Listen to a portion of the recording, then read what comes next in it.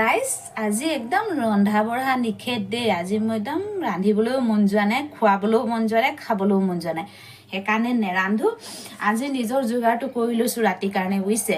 এই দেখিছে নাই, গাখীৰ এগিলাচ লৈ লৈছোঁ মই, 1 কাপ মানে এগিলাচ কৈছোঁ, 1 কাপ গাখীৰ লৈ লৈছোঁ। ইয়াত মই মানে পঞ্জীৰী পিচি থৈছিলোঁ, পূৰা ড্ৰাই ফ্ৰুট মাকৈ আটা দি পেলাই পূৰা পঞ্জীৰী পিচি থৈ দিছিলোঁ।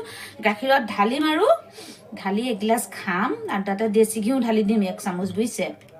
একদম হাৰিয়ানাৰ পৰা আনি থোৱা, মানুহজনে আনি থৈছিলে দেশী ঘিউ, 1 চামুচ ঢালি দিম, কাৰণ আমাকো ভিটামিন দৰকাৰ নহয় ন।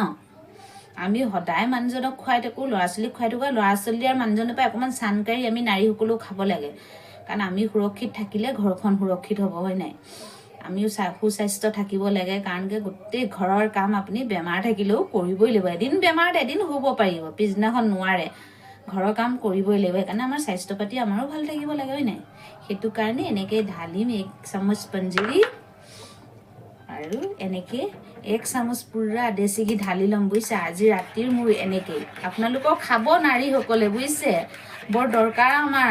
আমি ভাবোঁ সেই মানুহজনক খাওক, ল'ৰা ছোৱালীয়ে খাওক, কিন্তু আমি নিজৰ সুস্বাস্থ্যটো নিবিচাৰোঁৱে। আমি ঘৰখনলৈ চাওঁতে আমাৰ সময়তকৈ বয়সতকৈ আগে আমাৰ বেমাৰে পায়, বুজিছে। নানা কিচিমৰ বেমাৰে পায়, লাইফ টাইম আমি দৰৱ খাব লগা হৈ যায়। সেইটো কাৰণে অকণমান নিজকে নিজেও ভিটামিন দৰকাৰ হয় নাই বাৰু।